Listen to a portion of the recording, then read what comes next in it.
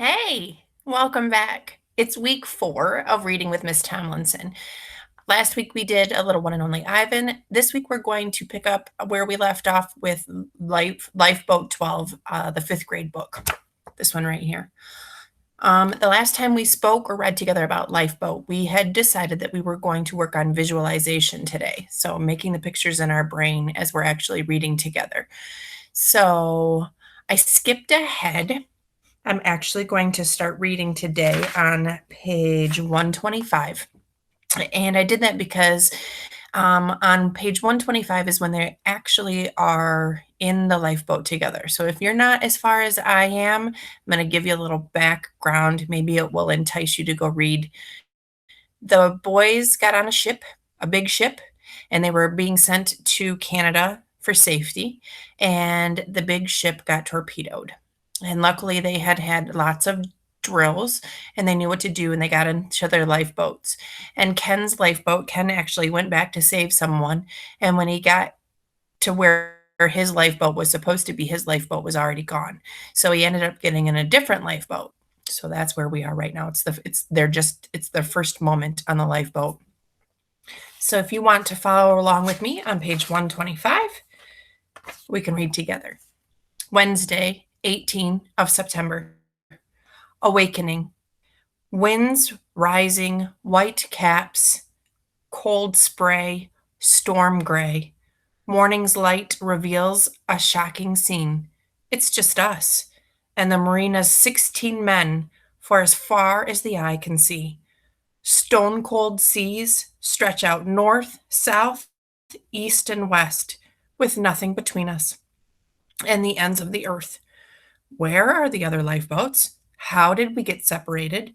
Did they sink? Is everyone dead? I ask Father O'Sullivan.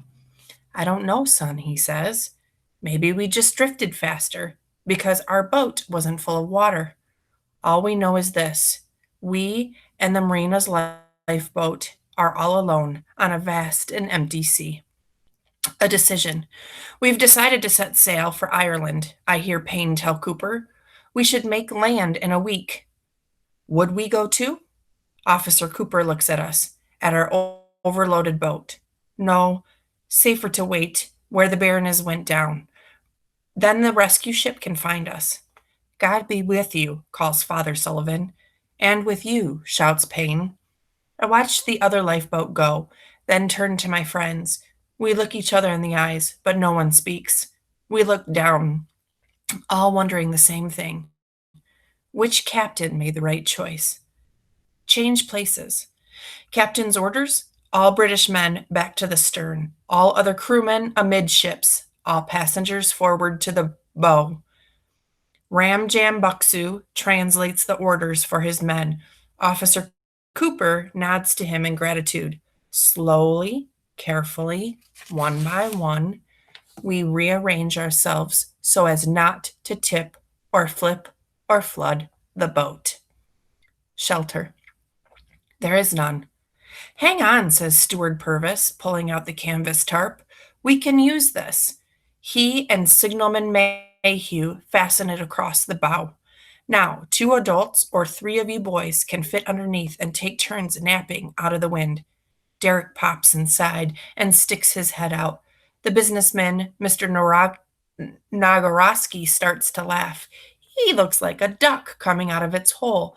From then on, we call the tent Duck's Hole, our tiny hidey hole, away from the glaring sun and the salty spray that stings our cuts. So right now I can visualize a packed boat. They found a tarp, so they put the tarp over some of the boat so that they have some shelter. All aboard, with nothing to do, I count our crew: 6 boys, 5 British sailors, 32 Lascars, 1 businessman, 1 priest, and 1 lady in a lifeboat of men. 46 souls in 35 feet of timber, shorter than a London bus. Supplies. Steward George Purvis is busy digging under seats and floorboards, taking inventory of the supplies our lives depend on. I crane my neck to see what he finds: 1 sail, rudder, tiller, 1 set of flares, 2 axes, 1 bucket, 1 small first aid kit, 1 oil lamp with oil, 1 box waterproof matches, 1 sea anchor, 1 can of grease. The compass is damaged, Purvis reports. Disastrous news. How will we find land without a compass? We'll have to use the rising and setting sun to gauge east and west, and look to the stars to find true north.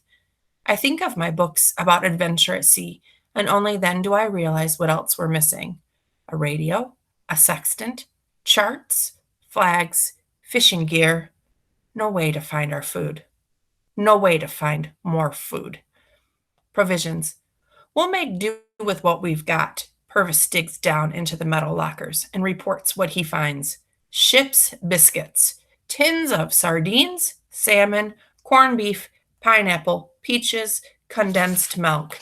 After our glorious 9 courses and extra ice cream on the Baroness, we're back to this: rations. So on the big boat, before it was torpedoed, they were able to have as much food as they wanted. But now that they're on this very small lifeboat and they have very little food, they have to ration it, so they only get so much food. Water. How much water? Asks Miss Cornish. There are 2 large canisters, says Purvis, about 16 gallons in all. Enough if we portion it out. The sight of water cans reminds me how thirsty I already am. Can we please have water? I plead. Yes, water, says Derek. Water, the boys all shout. Soon, says Purvis, very soon. Not soon enough. Forbidden. My throat is scratchy and my tongue shriveled. The sounds of salt water lapping, swishing, swirling, teasing torture me. I dip my hand in the drink, ready to cup some precious drops. So he's sticking his hand in the salt water. Stop, orders the captain. Do not drink the salt water. He explains, it will make you thirstier. It will make you mad. It will kill you. I remember a line from one of my books: water, water everywhere, not any drop to drink. I gaze out at the ocean, salty blue water as far as the eye can see, and only now does that line make sense. Calculations. A rescue ship will come. We know it will. But if it doesn't, in a day, the officers say we will sail for Ireland. Officer Cooper looks at his watch, studies the sun, consults the other officers, calculates the distance to land. I feel the wind blowing today. It feels like a friend. The officers are hushed, but catching my eye. Cooper smiles at me and gives me a thumbs up. He's not giving up hope, and neither will I. This southwesterly wind will keep us moving east, Cooper tells us. Mr. Nagroski works his way to the stern to talk with the officers. He returns to the bow to confirm we're about 600 miles from land, about 8 days sail. It's far, but we can make it, if their guess is right. Water rations. What's the least amount of water we need to survive each day? I see Steward Purvis count the people aboard and do the calculations. He announces, we will each be allowed 2 small dippers of water a day, 1 at noon and 1 at night. That way we'll have enough for about 8 days. But I wonder, are we 600 miles from land? Is 8 days of water enough? First lunch. Time to eat, says Steward Purvis, taking charge of our first meal. 1 hard ship biscuit the length of my finger, 1 slice of corned beef on top, 1 dipperful of water. Each bit of food is passed down from the stern, hand by hand, first to the children, then to the Buckscrews crewmen, and finally to the British staff, until all 46 are served. The process takes forever, nearly 3/4 of an hour, so 45 minutes. Then Purvis dips the thumb-sized metal cup into the water, so thumb, little bit of water, into the water tank and sends it down the line. No one is allowed to sip slowly. The little cup must be passed back right away so others may drink. When it's my turn, I see the cup holds just a few mouthfuls. I tip it to my lips, and pass the cup back. I hold the water in my mouth for a moment. I roll it over my cheeks and tongue, a cool bath that douses the fire of the devil thirst. Then the water slides down my throat and is gone. Please, just one more drink, Paul begs, no longer shy. It's nay enough, says Billy. Please, Georgie Porgy, says Derek, with a twinkle in his eye. Puddin' and pie. Georgie Porgy flashes a smile of affection, but is firm with our food rations, unmoved by pleas, complaints, glares, or groans. I'm still hungry, still thirsty, but it will have to be enough to last 8 days. In 8 days we'll be saved, if their guess is right. If only, if only I could move a little, stretch my stiff legs. Ouch, Jiggs, says Billy, when I kick his shin by mistake. Sorry. With 46 people, there are elbows in your back, knees at your side, feet in your face. There's no room to move from your little space. I shift in my seat and I think of my bike back home. How I love to ride that bike. Pedals pumping, coasting. It felt like freedom. Dad got it for me at the allotment field. One of the wheels had buckled, so someone chucked it. Dad said, Here, you can mend that. And I did. We kids made our own fun, or we didn't have any. I made my go kart out of old pram wheels. Terry and I would fly down the street past the rag-a-bone man. If only Terry were here. If only I knew where he was, whether he was safe. Do my parents know what happened? Is anyone thinking of me? I remember Terry's drawing of me staring happily out to sea. Was that really just 6 days ago? Barriers. Different languages and our seating arrangements form 3 islands in the boat. British staff in the stern, Lascars in the center, Father O'Sullivan, Mary Cornish, and Mr. Nagarsky sitting with us children in the bow. 2 men are bridges between us. Only Gunner Harry Purd and Ramjam Buxu are nimble enough to move carefully about the boat, knowledgeable enough to translate the different languages aboard. Buxu and Purd act as ambassadors, messengers, and negotiators. Blast! Explodes Purd. Hurry that food along, Purvis. These poor little blighters are half starved. Ambassador, yes. But unlike Buxu, Purd is no diplomat. Understanding. I notice one of the younger Lascars with the start of a mustache I envy. He's got a little bit of hair growing. Just sitting on the other side of Miss Cornish. He talks and talks to his mates, but I can't understand what he's saying. He notices me, looking at him. I notice he looks thirsty, tired, and cold. I smile at him. It means me too.